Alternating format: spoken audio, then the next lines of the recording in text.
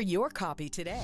But I was wondering, where was, Adam, when the serpent, that crafty one, that evil voice started coming to her. I just wondered where dude was. I mean, where he was at work. Where do you think he was? He was at work. Okay. Well, it's a good thing to be at work. But why is it that she didn't feel like, he's the head of the home, he's mighty man of God, per se, back then. But why didn't she feel like, here's this serpent is coming at me, maybe I should be, talking to the strong man of the house. Maybe I should wait and tell him, go see my husband. I wonder why she didn't feel like she needed to wait instead of having this conversation. Well, I think the best question is to ask, why did the devil go to her, not Adam? Well, I think the thing is that I think the thing is that Adam was the strong man. Though he was a man, watch this here, though he might have been out of position, he was not where he was supposed to be, but he was still the strong man. He knew God longer than Eve did. Remember, Eve came out of him, so he was out of position, so she was the weaker one, and the enemy always, attacks the weaker one.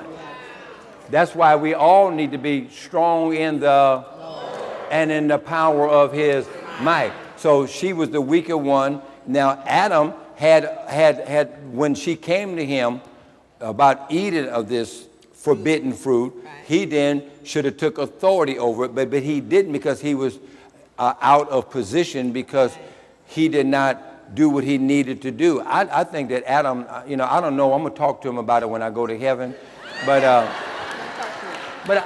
you just think about it. I'm just trying to think about Adam for a minute. Adam, this is Adam and Eve, and then it was gorillas and hippopotamuses and elephants and stuff like that. So Adam didn't have too much choice. So if he didn't eat the fruit, he looked at Eve like she was the only thing left. So anyway, I'm just trying to feel for the brother. Okay, he didn't make the best choice, but he limited God when he didn't do what he was supposed to. Is that what you're saying? Yeah, well, right, because she should have been able to go to him and feel like, but they was probably having a quarrel that she felt like she needed to just take this on herself. Because she could have, It's a lot of speculation she could have said, I'm going to talk to my sweetie. She's going to talk to my sweetie. But then he turned around after all that, and then he just, he said, Lord, why did, God came to him, and why did you eat it? And he said, that woman you gave me. So. Well, God did give it to him. Right, but he gave it to her. Yeah. No, he failed on taking on responsibility. Yeah. Or being accountable to what he did. And that's been the problem with a lot of people today, is they passing the buck. Right. Another issue is that is dysfunctional. When Adam did not do what he was supposed to, his family became dysfunctional. When a man doesn't do what he's supposed to do, his family is dysfunctional. And I would say the majority of the people in here, and you watching by television or the internet, you basically came from a dysfunctional family.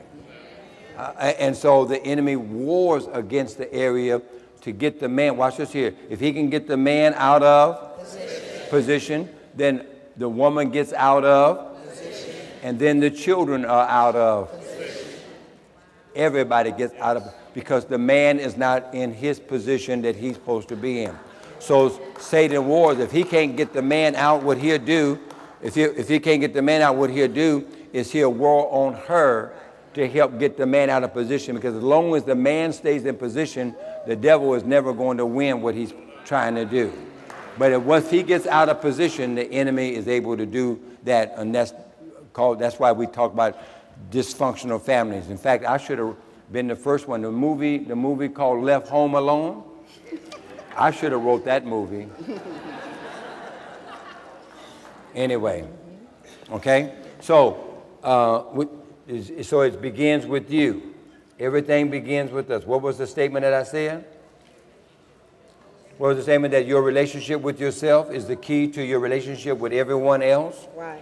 So when relationships don't just happen, write it down. Relationships don't just happen. You must build them. you got to build. Right. You know what building a relationship means? Blood, sweat, tears, money. It takes a lot to build good, strong, healthy relationship. And that's why the enemy wars against them so much. So look with me in your Bible. Let me just sort of go and off of that for a minute. See, we got to really fight. Everybody say fight? Fight. See, you got to really fight the spirit of strife and the spirit of division that comes into a marriage relationship.